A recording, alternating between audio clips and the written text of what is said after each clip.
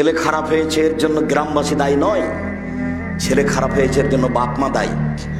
মেয়ে খারাপ হয়েছে এর জন্য গ্রামবাসী দায়ী নয়, মেয়ে খারাপ হয়েছে এর জন্য মা দায়ী।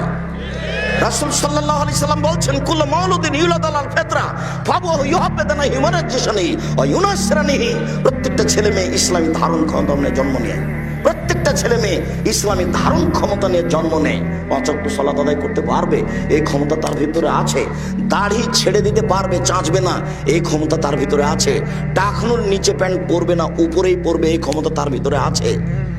তো টাকনো নিচে প্যান্ট পরলো কেন? দাড়ি চাঁচলো কেন? দোকানে বসে আড্ডা পিটলো কেন? সুদ ঘুষ জুয়ায় অংশগ্রহণ করলো কেন? রাসূল সাল্লাল্লাহু আলাইহি সাল্লাম বলছেন, ওর বাপ মা করতে বলেছে এই জন্য। মেয়েটা নগ্ন পোশাকে আছে কেন? এখন ক্লাস 10-এ পড়ে, ওর বাপ তাহাজ্জুদ পড়ে, এখন বসে আছে মাথায় কাপড় নেই। এর জন্য জবাব আমি দিব, ওই কাপুরুষ বাপে দিবে। আমি দিব কেন? জন্ম আমি দিয়েছি, জন্ম আপনি দিয়েছেন, আপনি প্রস্তুত থাকেন। আল্লাহর নবী আপনাকে বলছেন পাহারাদার এই ছেলেদের, এই বাড়ির পাহারাদার আপনি। জবাব আপনাকে দিতে হবে। এই বাড়ির পাহারাদার আপনার স্ত্রী, আপনার মেয়ের প্রত্যেকটা অন্যায়ের জবাব আপনার স্ত্রীকে দিতে হবে, আপনাকে দিতে হবে। তাই রাসূল সাল্লাল্লাহু আলাইহি ওয়াসাল্লাম বলছেন, 3 শ্রেণীর মানুষ জান্নাতে যাবে না।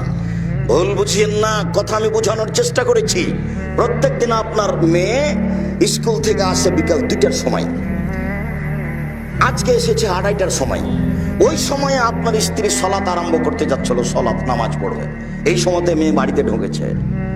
দায়িত্ব আগে, মেয়েকে আগে জিজ্ঞাসা করতে হবে, আম্মু প্রতিদিন 2টায় আসো, আজকে 2:30টায় আসলে 1 ঘন্টা লেট করলে কেন? এটা রহস্য আগে বের করতে হবে, তারপরে কোনো কথা।